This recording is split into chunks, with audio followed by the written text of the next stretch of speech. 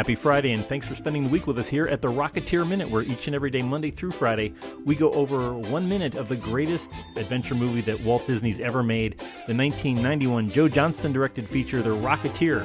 I'm one of your hosts, Jim O'Kane of TVDads.com. And I'm Hal Bryan, an airplane nerd from the Experimental Aircraft Association here in Oshkosh, Wisconsin.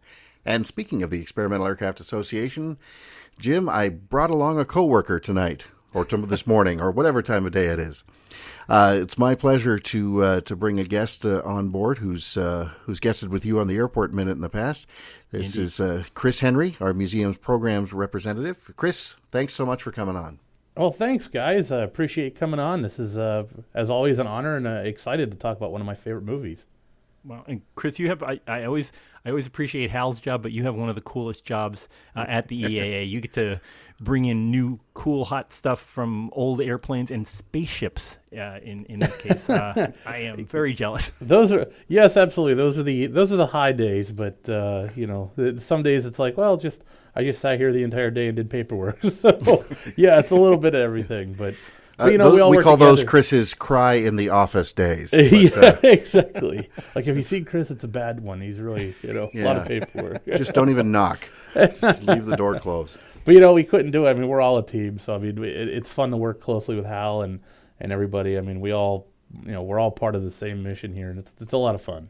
Yeah. Well, speaking of missions, you've got some pretty cool missions this year. I know that you have an Apollo 50th anniversary exhibit going on. Could you describe what's going on in Oshkosh? Well, sure, absolutely. We just opened the exhibit last weekend. It's our Apollo celebration exhibit. In it, we have actual artifacts, photos from NASA that they have loaned us. These are not reproductions; they're originals. We have a spacesuit from Apollo 8. We have Jim Lovell's headset from the Apollo 8 mission and items like that, a boot and things like that. Also storyboards to sort of tell you about what the Apollo program was. But the important thing is when you're here seeing it, this stuff isn't replicas. You're looking at actual vintage Apollo hardware, that this is the stuff we use to go to the moon. And it's pretty impressive. And, of course, that all leads to this summer. Of course, we're having the big air show here in July, 2017 Air Venture. But we're going to have 10 of the Apollo veterans here with us, and wow. That's a pretty high honor to get them all back together again. These guys are heroes. I mean, it's really, really something special. It's incredible. I mean, it just you think about all the combined travel distance that they've all have is well into the millions. And just staggering, and having them there live in Wisconsin, it's wow. I think the one thing that really, put it in perspective for me is we interviewed Frank Borman from Apollo 8, and Frank, we talk about how cool these guys are. This is with the World War II veterans, these guys are just heroic. I mean, the World War II vets are just amazing. When we talk about the Apollo guys, they're equally as heroic, but they're also like this weird level of Arthur Fonzarelli cool. And, I'm talking to Frank Borman, first time on top of a Saturn V. Apollo 8 was the first one to actually use the full stack of the Saturn V. And, I asked him, you're laying there on your back, ready for liftoff, 7.5 million pounds of thrust about ready to lift off. And literally take you to another world, first time to leave Earth orbit. What are you thinking about? And he's like, I was looking out the window at a seagull and just wondered if we were surprising him when we lit the engine off. I'm like, really? That's, he's like, that's what I was thinking about. Just wonder what happened to that seagull when we lit that engine. So, wow. Now that is calm under pressure. Yeah, no kidding. Oh boy! Wow. Well, we're going to go back a little bit further in time than the moon missions, and we're going to go back to 1938. So a 30-year rollback, and we're back with Cliff here, pulling up at that beautiful arts and crafts home in L.A. Here on the very last day of its existence. Right. And as we were talking about yesterday, Cliff is pulling up on a Harley Davidson, the civilian model of a racing motorcycle. Yep, 1929 JDH twin cam. Says Hal like he knows what he's talking about. Like, wow. Just rattling that off. Let me tell you about his shoes he's wearing. Yes. long before Nike. Yeah, and then once again, at deep inside the bungalow of Peavy and Secord, Peavy has pulled out his ball-peen hammer and is marching around looking for some. He has to plan ahead of what he's going to do. First, his idea is home defense, and the second thing is what about this X3 I have? And right, that's such a perfectly suggested shot. A little bit of sort of visual exposition there when we follow his sight line right down to the X3. Like, what are we going to do? Where are we going to hide it? And this is This is the first major flaw, continuity flaw that I've seen in the movie. If you go to second four. Okay. Second four. Yeah. The gum is in the wrong place. It's in the I mean, that's a little luck, but I don't think that was where it's spotted. That's where the bullet hole goes. So at this point, and again, we record out of sequence, sometimes it's tricky. Has it been hit by the ricochet and sprung the leak yet? No, remember? No, it hasn't. Right, they have to still go to the bulldog. They still have to go to the bulldog, so that's where it picks up the bullet. Yeah. So, but that's not where Peavy stuck it for good luck when Cliff launched off after Malcolm. Peavy pulled it out of his mouth inside the hangar and said, Right. "A little luck." Yes, and then stuck it. But that's in the spot where the bullet hole is. Yeah. So that's the first major flaw that I've seen. Major flaw. Yes, the gum's in the wrong spot. I don't know if I can continue. I'm going to need some time. Yeah, I'm kind of done. Earlier this week we were talking about the wrong kind of shovel for the groundbreaking hanging on the wall. Yeah, it's all falling apart. Yeah. You know. Remember that time that Billy spotted that truck, that modern truck, in that Blink or You Miss It scene? Gosh, It's just getting worse and worse. That's all I can say. I've loved this movie for half my life, and now it's just collapsing like a house of cards. What do you do? Oh, gosh. Oh, well. But what does Cliff have in his hands when he's climbing up the stairs? It's a good question. It looks, in a couple of shots, it looks like notebooks or pads of, like, legal pads, and then he drops them. Yeah. Too. It's like he's carrying these in, but then he hears some commotion, and he just lets them go. We're going to have to ask Billy about that, if he remembers that. I was thinking at first maybe it's some of the newspapers he's picked up. Oh, that could be, although there's... But it's like there's a black line around the outside of it. Yeah, but if that were a newspaper, if you look right at second 7, if you imagine two copies of the same newspaper, folded in half and then folded in half the other way. With the word extra maybe where the black corner is? Well, I'm thinking actually that's the fold, so the newspaper is upside down, and that would be a photo. Okay, so maybe he bought one copy for him and one copy for PB to put in their scrapbook. Right, or maybe just two copies for him. It looks like newspaper. I agree. I think he has 2 newspapers.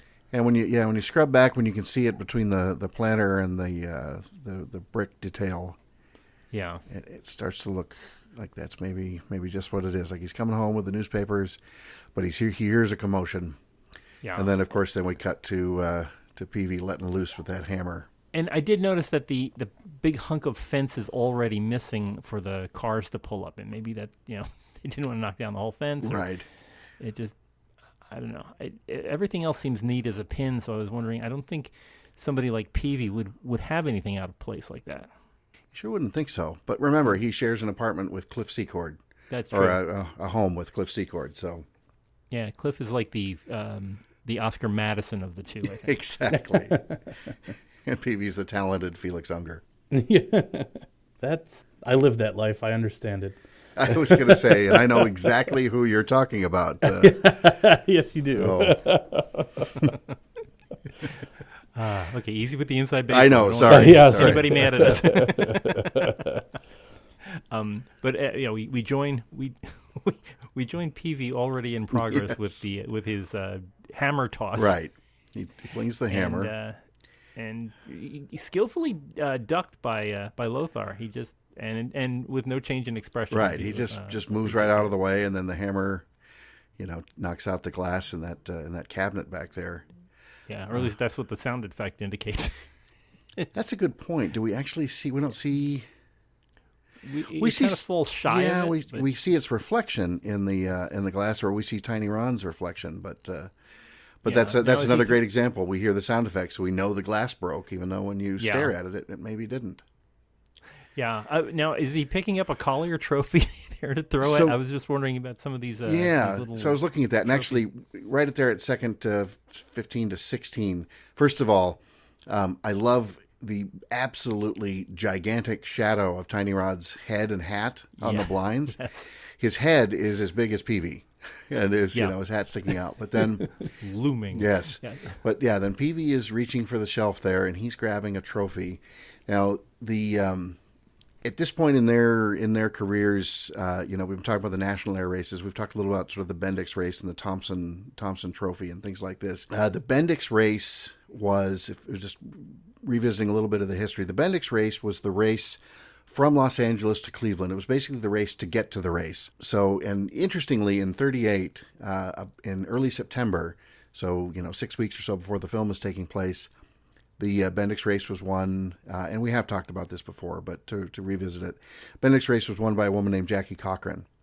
And she didn't win the women's division or anything. She just flat out won the race in a Seversky Sev 2. It's basically the racing version of the P35. So pretty remarkable. But that's not what Cliff would be going for in the GB. He would be going for the closed circuit pylon race once you get to Cleveland, and that would be the Thompson Trophy.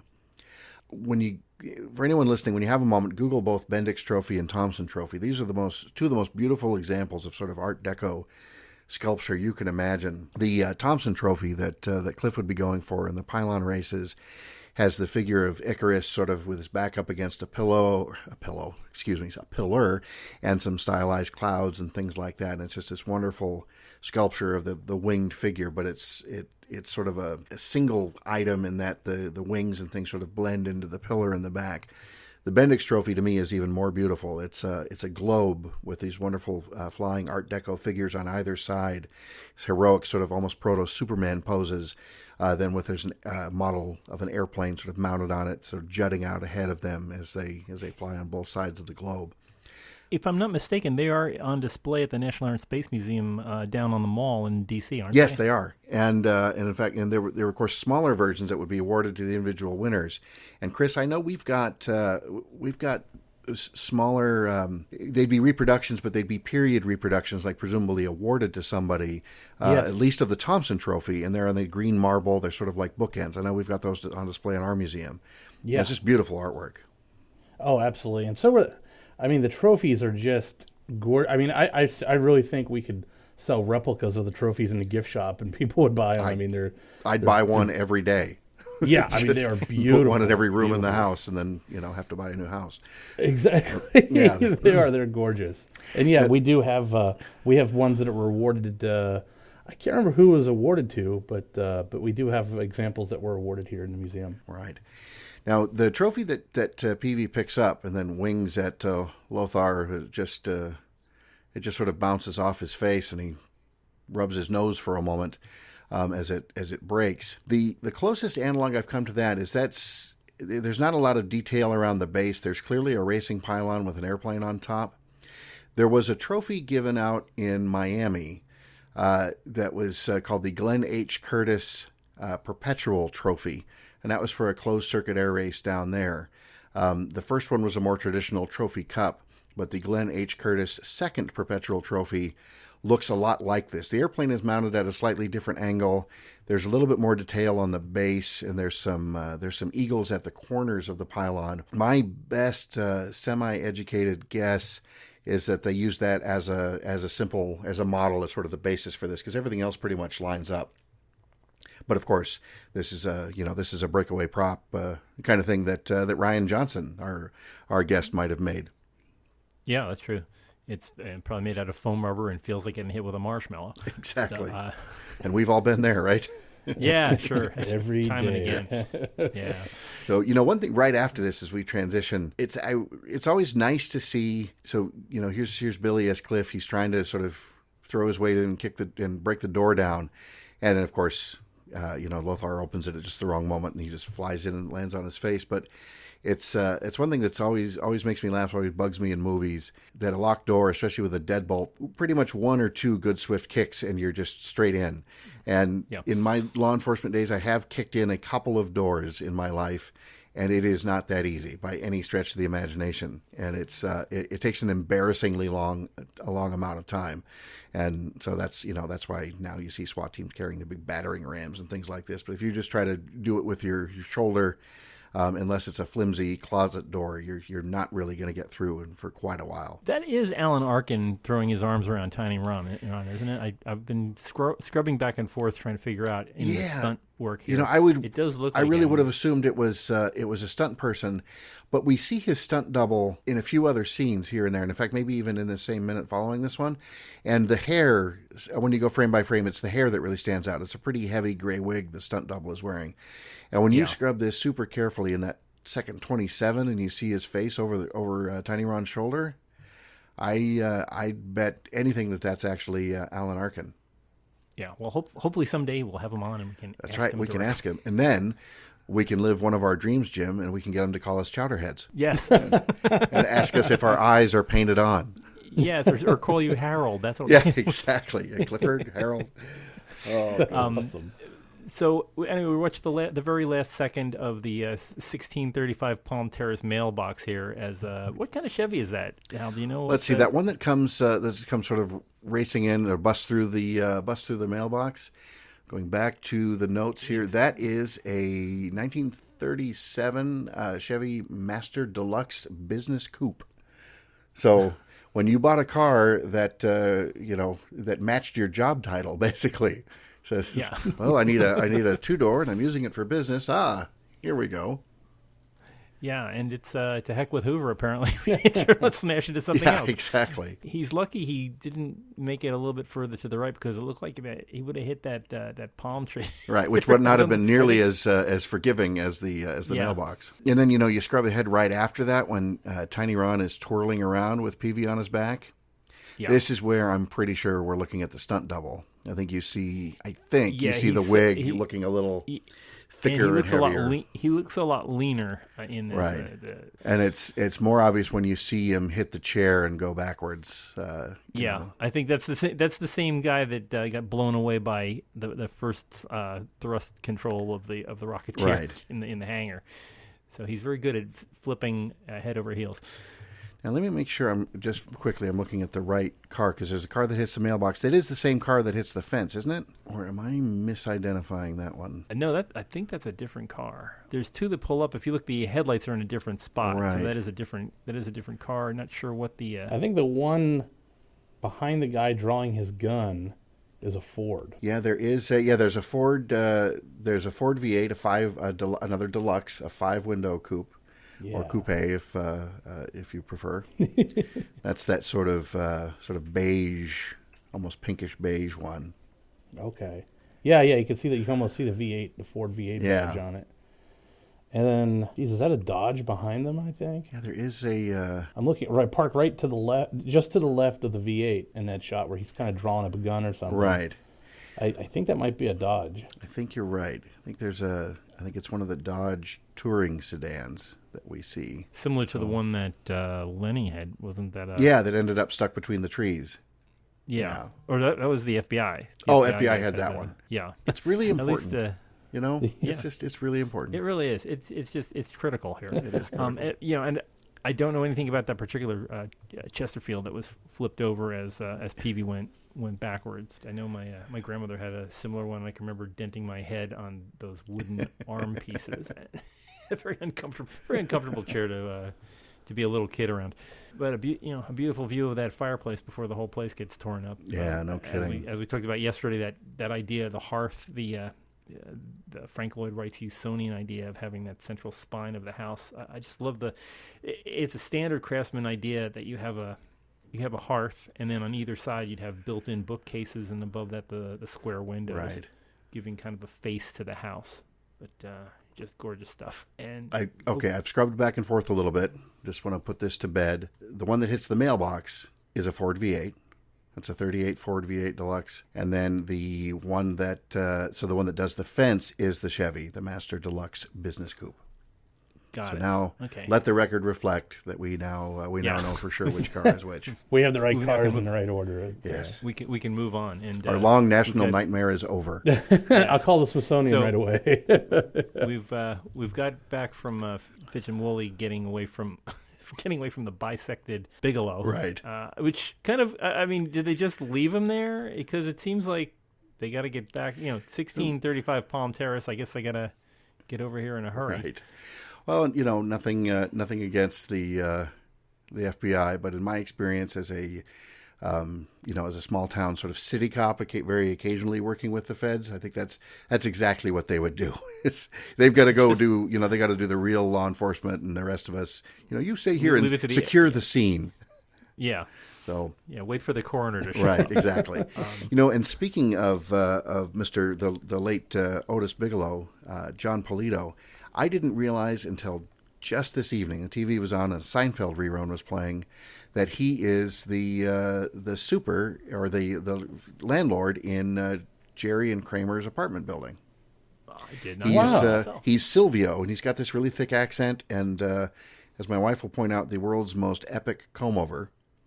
And I always just assumed that the actor had the accent, but it's absolutely not. It was there's Otis Bigelow doing an accent on Seinfeld. So the more you know. And I'm going to have to go back and look a couple of minutes back because I could swear that Fitch wasn't wearing a vest when he was talking. Well, we'll have to figure this out later. Yeah, when he was talking to when he was talking to Howard Hughes. Hughes, I didn't think he had a vest on, but I'll have to review that. yeah, we'll have to. They haven't changed ties, but there's Right. it It just seemed like we did see more of Fitch's tie. That's a good yeah, point. because I remember we were remarking on the height of his tie clip. So it's kind of a Right. I will. Well, you guys keep talking. I'm going to go look at that. Exactly. You go look at that. So Chris, we'll have to amuse ourselves. Now, one last a bit of car business. Right at second 57, there's that up-close shot of the car with one car with headlights coming on. That is a 36 Chevy. And then of course, right after that, just as the minute is wrapping up, right at second 58, then you see all the other lights come on. It's a neat effect as we light up the house, and then we know what's going to happen next. I feel totally vindicated. I went back and looked. Yes. And Woolley has his vest on, but Fitch does not. He's Interesting. he is without. And when he's getting yelled at by Howard Hughes, he is not wearing a vest. So That could be what set Hughes off. yeah, it's like you come into my It actually could have been. Yeah. Yeah, exactly. That's could be very plausible. Who do you think you are? Coming to my office with a two-piece suit. well, but The thing I love about the cars at this time frame is it's like pretty much you're either like just looking at these cars, it's like, well, you're either a police officer, you're running moonshine, or you're a gangster. Yeah, Yeah. Like exactly. that's it. That's the only thing you could be if you had a car in the late 1930s. Yeah, those are the only choices. engineers have pickup trucks. That's all there is to it. Right. Yeah. And the same, which we don't see these in this minute, but the same with the Thompson, the 45 caliber submachine guns too. You're either a Fed or a gangster. Yeah. Well, this was after So- when was the Firearms Act? Firearms Act was passed in 1934. So Yeah, I that guess sounds right. They were still So- having a hard time getting machine guns back. Well, I guess if you already owned one, that was, getting them to turn it back in is be a little Right, you can be sort of grandfathered in. But in this scene, all we see are, as far as I know, every handgun we spot, without getting too crazy detailed, it's the Colt. It's not the police special. It's the Colt Official Police. Was the name of that? It's I think a 4-inch 38. Ah. Well, we do get to watch. We get to watch Billy get his head pushed through the through the ceiling here. Yes, And, that's true. Billy's going to be on Monday. I think we can drop that little note here that Billy's going to be on Monday, and we'll talk a little bit more about this particular fight scene and getting ready to be having his house ventilated. Yeah, really, it's not much of a fight. No. It's no offense, Billy. We love you, but Yeah, a little bit outmatched by Mr. Frankenstein Yeah. over here. It's great. It's great. Even that in Blu-ray, the makeup still holds up. It's very hard to tell that. Obviously it is makeup, but it's very realistic considering the close-up. That really does, and not only the close up, but at second 59 when he's lit so starkly Yeah. too. Yeah. It's close up. The lighting is really intense. The contrast is really high, and you would expect right then and there, boy, that's when you're going to see the seams. And kudos as always to Rick Baker. You just don't see it. The only reason you think it's makeup is because most people don't really look like that. Wow. Chris, we pulled you in at a random minute, but I was wondering, do you have a favorite minute to the show? Is there a particular part of this movie that you enjoy the most? There is one, and it's probably everybody's.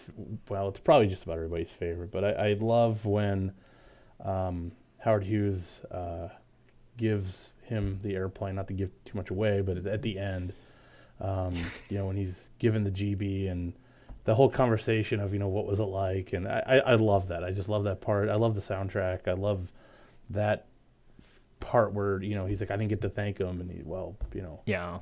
he saw the look on your face. I don't know. I don't want to give too much away. No, I understand. That is definitely one of my favorites. Getting airplanes. Well, you just I was following your news on Facebook that you do have a new airplane that's arrived at the museum.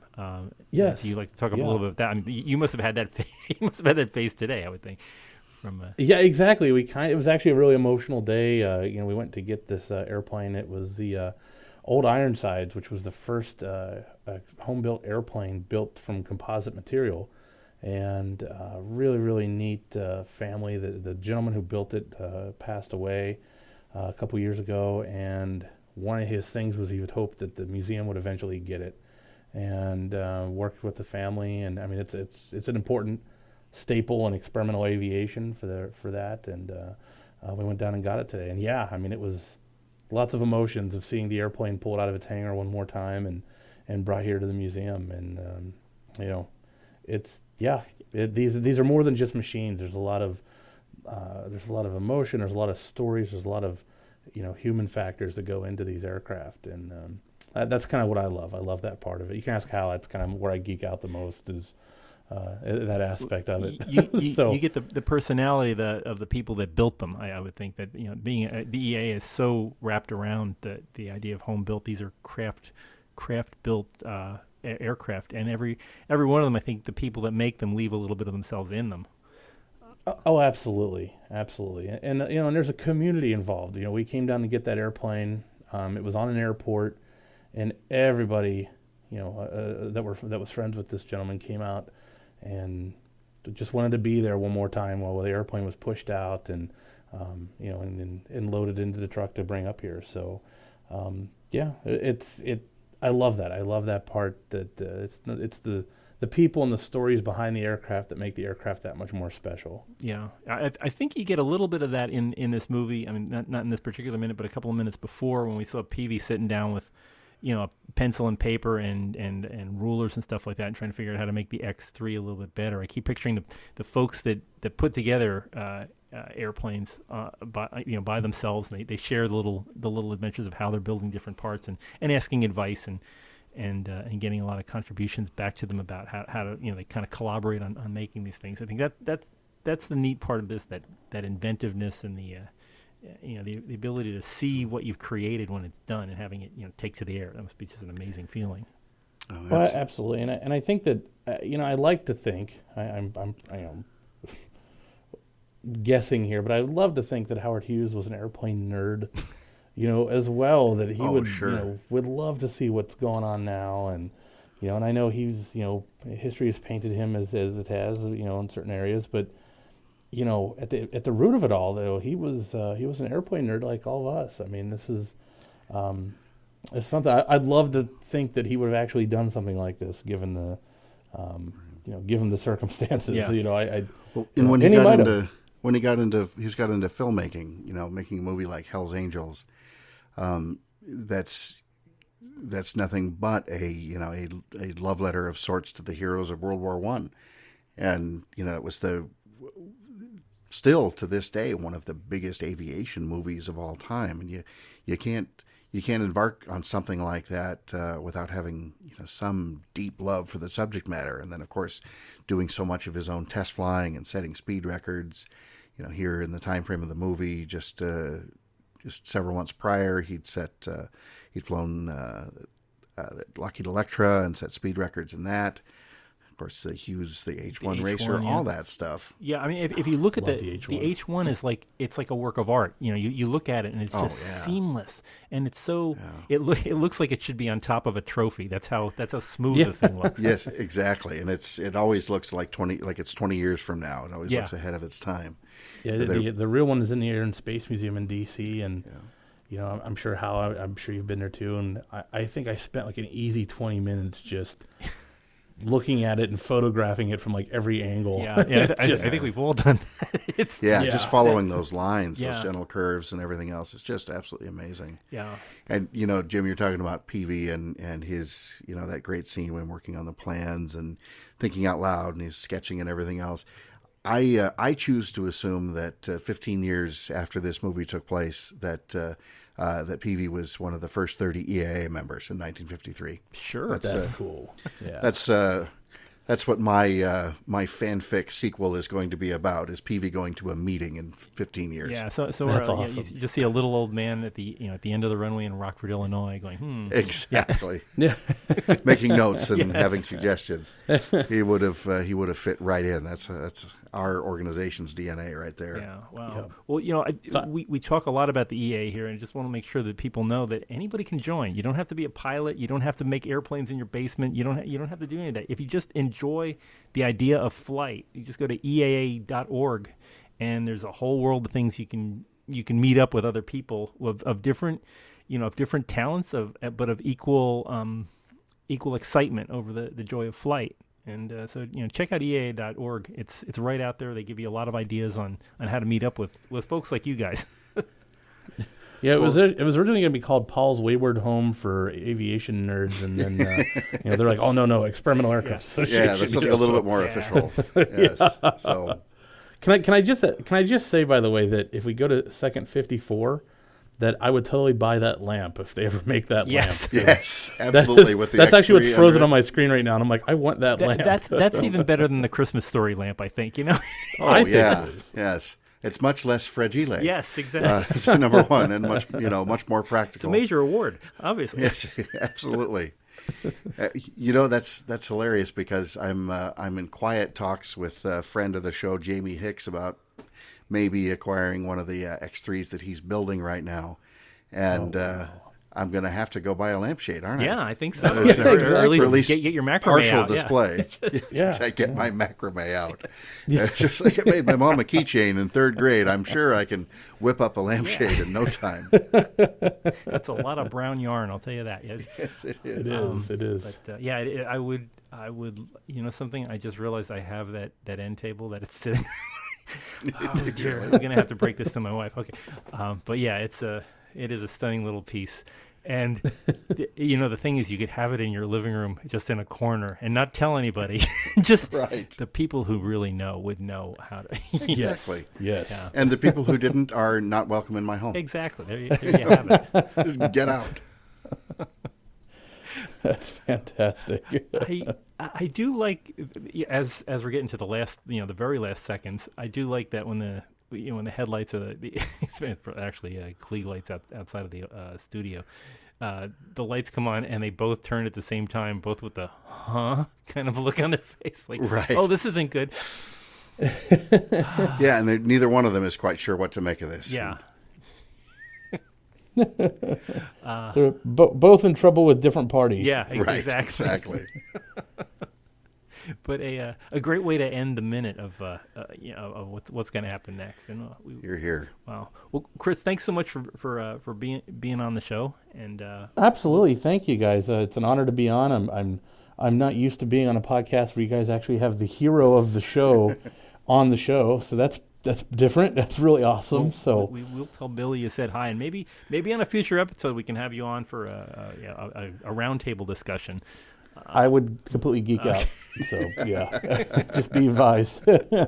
As if we don't every single time, Yeah. and before and after. That would be amazing. Okay, we'll work it out somehow, but don't worry about that. But I do hope to get up to I do hope to get up to Oshkosh before the Apollo moves on.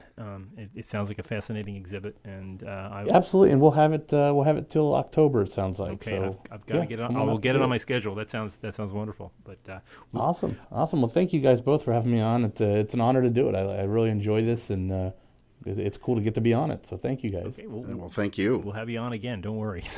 Thanks, Chris. For folks who'd like to join in on our conversation here, we're always available at social media all over the place. And you know the drill. It's Twitter, Rocketeer Minute. It's Facebook, facebook.com/Rocketeer Minute, the big site, rocketeerminute.com. Find us on iTunes and Google Play. Just type in Rocketeer Minute in the search bar and click subscribe, and you get to hear wonderful stuff like this every single day, Monday through Friday, right into your little iPads or iPods or whatever you're listening to, or Androids or whatever you're listening to this thing on. Please leave us a review if you go to those nice sites, and tell everybody how much you like this show, because that helps us find more people who enjoy the show too. So join us here next week as we start 4th of July week, and we'll be starting with Billy Campbell. We've got some really amazing. I mean, we have Chris, who's amazing, but we have some also other amazing guests coming up next week. You really don't miss next week, because we got some really cool stuff coming up. So join us here on the Rocketeer Minute. Have a great weekend, and we'll see you next time. Until then, over and out.